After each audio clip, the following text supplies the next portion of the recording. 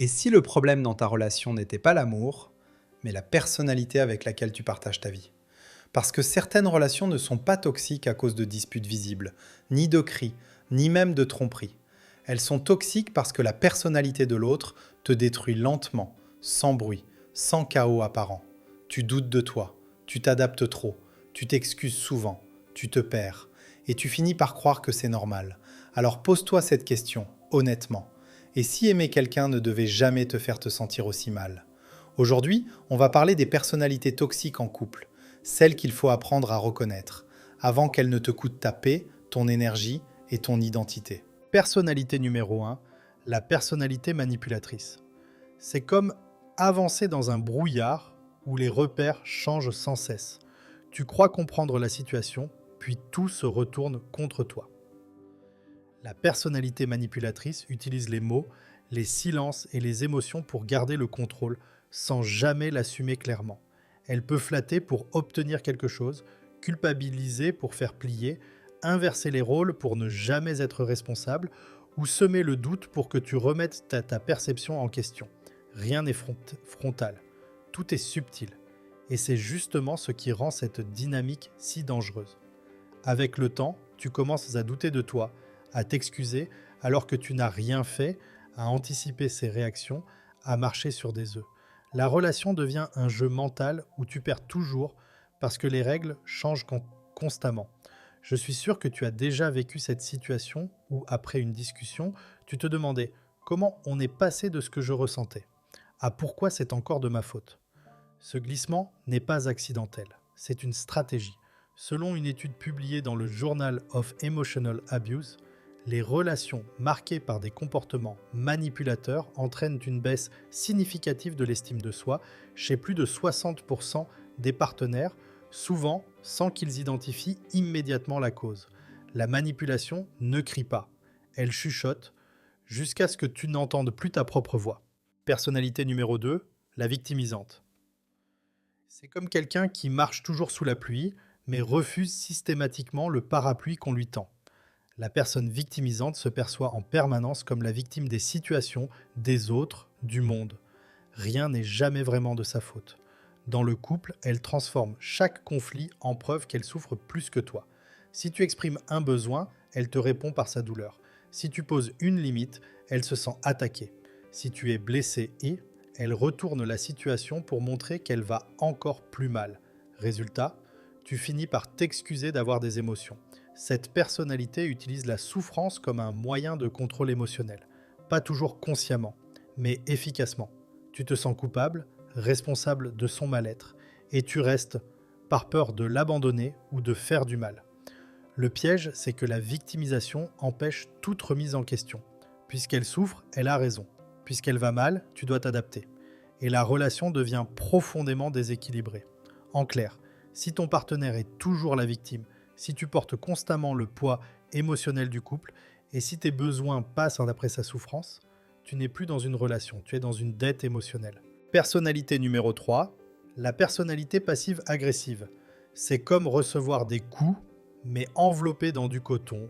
Rien n'est jamais frontal, rien n'est jamais clairement assumé, mais tout te fait sentir mal, coupable ou confus. La personnalité passive-agressive n'exprime jamais ses frustrations directement. À la place, elle utilise le silence, les sous-entendus, l'ironie, les pics déguisés, le retrait émotionnel, les comportements contradictoires. Elle dit ça va quand ça ne va pas. Elle dit comme tu veux quand elle est en colère. Elle nie le conflit tout en te le faisant payer. Le problème, c'est que cette attitude empêche toute résolution saine. Tu ne peux pas discuter d'un problème qui n'est jamais clairement posé, tu te retrouves à deviner, à t'excuser sans savoir pourquoi, à porter une tension permanente sans jamais pouvoir la nommer. Je suis sûr que tu as déjà vécu cette situation où tu sentais une froideur, une distance, une ambiance lourde. Mais quand tu demandais ce qui n'allait pas, la réponse, elle était rien. Et pourtant, tu étais puni par le silence, l'ironie ou l'indifférence.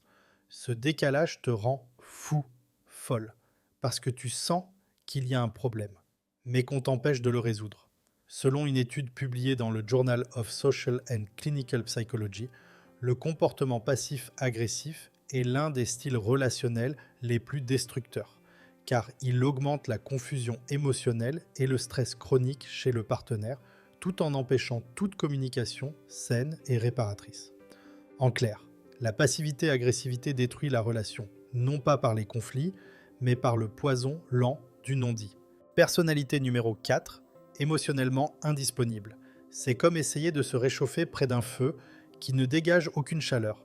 La personne était là physiquement, parfois même gentille, présente en apparence, mais émotionnellement absente. Tu parles, tu t'ouvres, tu ressens, et en face, tu ne reçois presque rien. Une personne émotionnellement indisponible évite la profondeur. Elle fuit les conversations importantes, minimise les émotions, change de sujet quand ça devient intime ou répond de façon vague, froide, détachée. Elle peut dire « je t'aime », mais sans jamais vraiment être là quand tu en as besoin. Le lien reste superficiel, incomplet, frustrant. Le plus toxique, ce n'est pas ce qu'elle fait, c'est ce qu'elle ne fait pas. Elle ne rassure pas. Elle ne s'implique pas émotionnellement. Elle te laisse constamment dans l'attente, dans le doute, dans le manque. Et souvent, tu finis par faire tout le travail émotionnel à sa place. Je suis sûr que tu as déjà vécu cette situation où tu te sentais seul alors que tu étais en couple, où tu avais l'impression de parler à un mur émotionnel, où tu te disais « si je fais un peu plus d'efforts, peut-être elle s'ouvrira ». Mais plus tu donnais, plus tu te vidais. Et moins elle était capable de te rejoindre. Selon une étude publiée dans le Journal of Attachment and Relationships, les partenaires émotionnellement indisponibles sont associés à des niveaux élevés d'anxiété, de frustration et de dépendance affective chez l'autre, avec un impact comparable à celui des relations ouvertement conflictuelles. Parce que le manque émotionnel prolongé agit comme une forme de rejet silencieux. Personnalité numéro 5, la jalouse. Excessif V. C'est une personne qui confond amour et possession. La jalousie n'est pas ponctuelle, elle est permanente, envahissante et injustifiée. Elle doute sans preuve, elle soupçonne sans raison, elle interprète. Tout elle veut savoir où tu es, avec qui, pourquoi elle transforme chaque interaction extérieure en menace. Ce type de personnalité cherche avant tout à se rassurer, mais le fait en contrôlant l'autre. Progressivement, tu adaptes ton comportement pour éviter les conflits. Tu expliques trop, tu te justifies, tu renonces à certaines relations, tu te censures. La relation devient alors basée sur la peur plutôt que sur la confiance. En clair, la jalousie excessive n'est pas une preuve d'amour, c'est le signe d'une insécurité profonde, et à long terme, elle détruit la liberté, la confiance et l'équilibre du couple. Personnalité numéro 6. La personnalité contrôlante. C'est comme vivre sous une surveillance invisible. Rien n'est jamais totalement libre, même quand tout semble normal en surface. La personnalité contrôlante cherche à diriger, encadrer ou limiter l'autre, souvent sous prétexte d'amour, de protection ou de bon sens. Concrètement, ça se manifeste par le besoin de savoir où tu es, avec qui tu parles, ce que tu fais, des remarques sur tes choix, des tentatives d'influencer tes décisions, une difficulté à accepter ton autonomie. Le contrôle n'est pas toujours autoritaire. Il peut être doux, insidieux, déguisé en inquiétude ou en amour, mais au fond, il repose sur une peur, perdre la maîtrise. Je suis sûr que tu as déjà vécu cette situation où tu commençais à te justifier pour des choses normales. Sortir voir des amis, prendre du temps pour toi, ne pas répondre immédiatement. Et tu sentais que ta liberté se réduisait lentement, sans conflit direct, sans cri, mais sûrement. Selon une étude publiée dans le Journal of Interpersonal Relationships, le contrôle émotionnel est associé à une augmentation de 60% du stress relationnel, car il empêche le sentiment de sécurité affective et d'autonomie, deux piliers essentiels d'un couple sain. Personnalité numéro 7, la personnalité narcissique. C'est comme être face à un miroir qui ne reflète que lui-même. Quoi que tu fasses, quoi que tu ressentes, tout finit par revenir à lui. Dans un couple, la personnalité narcissique prend toute la place émotionnelle, laissant l'autre exister uniquement en fonction de ses besoins, de son image et de son ego. Cette personnalité se caractérise par un besoin constant d'admiration, de validation et de reconnaissance. Elle a du mal à se remettre en question, minimise ses torts, détourne les responsabilités et transforme souvent les conflits en attaques contre toi. L'empathie est faible ou conditionnelle. Elle existe seulement quand ça sert son image. Au début, le narcissique peut être charmant, séduisant, valorisant, puis, une fois la relation installée, il devient critique, distant, supérieur ou dévalorisant. Le couple devient alors un terrain où tu donnes, tu t'adaptes, tu comprends, pendant que l'autre prend, exige et se protège. Je suis sûr que tu as déjà vécu cette situation où tu te sentais invisible émotionnellement. Tu parlais de ce que tu ressentais et la discussion finissait par parler de lui. Tu étais blessé et on te disait que tu exagérais. Tu demandais de l'écoute et tu recevais de la froideur ou du mépris déguisé. Petit à petit, tu fais plus d'efforts, tu doutes de toi, tu cherches à être assez sans jamais y arriver. Les études le confirment, selon le Journal of Personality Disorder, les relations avec une personnalité narcissique sont associées à une baisse significative de l'estime de soi et à une augmentation de l'anxiété émotionnelle chez le partenaire dans plus de 70% des cas. Le déséquilibre émotionnel est structurel, pas passager. En clair, dans un couple avec une personnalité narcissique, tu finis par t'effacer pour que l'autre puisse briller. Personnalité numéro 8, la personnalité émotionnellement instable. C'est comme vivre sur des sables mouvants. Un jour tout va bien, le lendemain tout s'effondre sans prévenir. Avec une personnalité émotionnellement instable, l'imprévisibilité devient la norme. Tu ne sais jamais sur quel pied danser.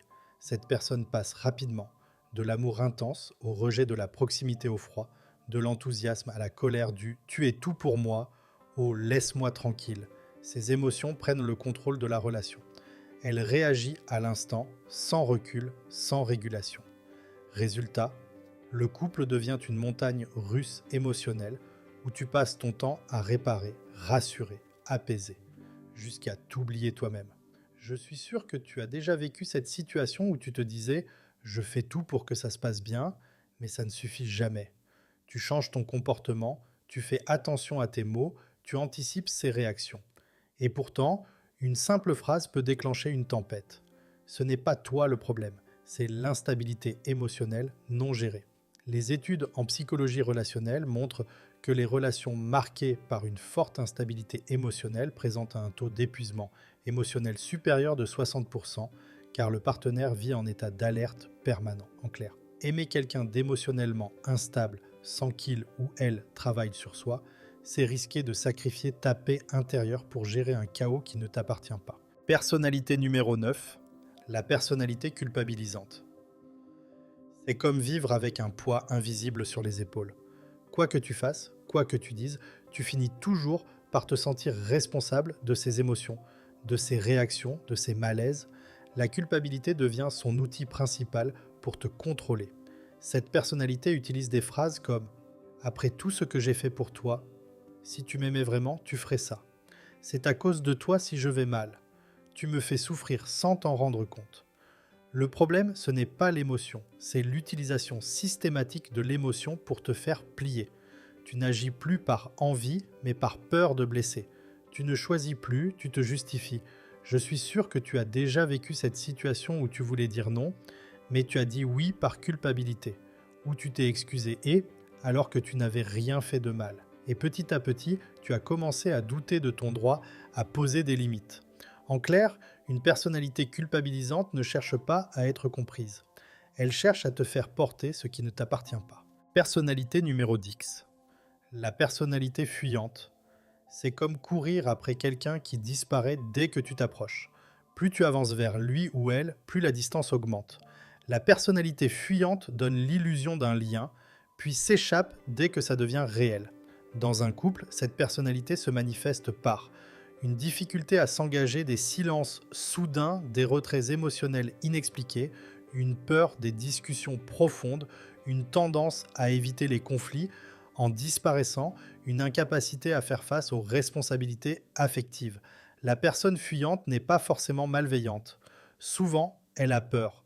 Peur de dépendre, peur de perdre le contrôle, peur d'être blessée. Alors elle fuit avant même que le lien devienne solide. Le problème, c'est que tu te retrouves seul à porter la relation. Tu cherches des réponses, tu veux comprendre, tu veux réparer, pendant que l'autre se ferme, s'éloigne ou se déconnecte émotionnellement. Je suis sûr que tu as déjà vécu cette situation. Dès que tu parlais d'avenir, dès que tu exprimais un besoin, Dès que tu demandais de la clarté, l'autre devenait froid, absent, évasif, comme si aimer était devenu une menace. Et tu te demandais, pourquoi plus j'essaie de me rapprocher, plus il ou elle s'éloigne. Selon une étude publiée dans le Journal of Attachment Theory, les personnalités fuyantes présentent un attachement évitant dans plus de 65% des cas, ce qui entraîne des relations instables, marquées par la distance émotionnelle et l'insécurité du partenaire. En clair, aimer quelqu'un qui fuit constamment, c'est apprendre à manquer d'air dans une relation censée te faire respirer. Personnalité numéro 11, la personnalité dévalorisante. C'est comme vivre avec quelqu'un qui éteint lentement la lumière autour de toi. Au début, ce sont de petites remarques, puis des critiques déguisées, et un jour, tu ne te reconnais plus vraiment. La personnalité dévalorisante fonctionne par rabaissement progressif, pas forcément avec des insultes directes, mais avec des remarques sur ce que tu fais, des critiques sur ce que tu es, des comparaisons défavorables de l'ironie blessante des je rigole qui font mal des silences méprisants. Le but n'est pas toujours conscient, mais l'effet est le même, te faire sentir inférieur. À force, tu perds confiance, tu doutes de ta valeur, tu cherches son approbation, et tu finis par croire que tu ne mérites pas mieux. Cette personnalité crée une relation de domination psychologique. Plus tu te diminues, plus l'autre se sent au-dessus, et plus tu essaies de faire mieux, plus la barre recule. Je suis sûr que tu as déjà vécu cette situation où une remarque t'a touché et plus que prévu. Tu te disais « Pourquoi ça me fait si mal ?» Parce que ce n'était pas une remarque isolée. C'était une goutte de plus dans une accumulation de dévalorisation. Et ton corps l'a compris avant ta tête. Selon une étude publiée dans le Journal of Emotional Abuse, la dévalorisation répétée dans le couple est associée à une baisse de l'estime de soi de plus de 50% et à une augmentation significative de l'anxiété et de la dépendance affective. En clair, si quelqu'un te fait régulièrement te sentir moins que ce que tu es, ce n'est pas de l'amour exigeant, c'est une relation qui t'abîme. Personnalité numéro 12. La personnalité dépendante affective. C'est comme une plante qui n'a plus de racines propres. Elle ne tient debout que si elle s'accroche à quelqu'un d'autre. Dans un couple, la dépendance affective transforme l'amour en besoin vital et le lien devient une source d'angoisse plutôt que de sécurité. Une personnalité dépendante affective a peur d'être abandonnée en permanence, cherche constamment de la rassurance, supporte des comportements inacceptables par peur de perdre, s'oublie pour préserver la relation, confond amour et attachement anxieux. Le problème, ce n'est pas aimer fort. Le problème, c'est avoir besoin de l'autre pour se sentir exister. Cette dynamique crée un déséquilibre. L'un porte tout le poids émotionnel, l'autre étouffe ou prend le pouvoir. À long terme, cela génère jalousie, contrôle, frustration et épuisement. Je suis sûr que tu as déjà vécu cette situation où la personne disait « Sans toi, je ne suis rien. J'ai besoin de toi pour aller bien. » Au début, ça peut flatter, mais très vite, ça devient lourd, angoissant, étouffant, parce que tu ne peux pas être à la fois partenaire, sauveur et pilier émotionnel. Selon une étude publiée dans le Journal of Attachment and Human Development, les relations marquées par une dépendance affective ont 2 fois plus de risques de devenir toxiques, avec une augmentation significative de l'anxiété, de la jalousie et des comportements de contrôle. En clair, l'amour sain relie 2 personnes complètes. La dépendance affective attache 2 peurs.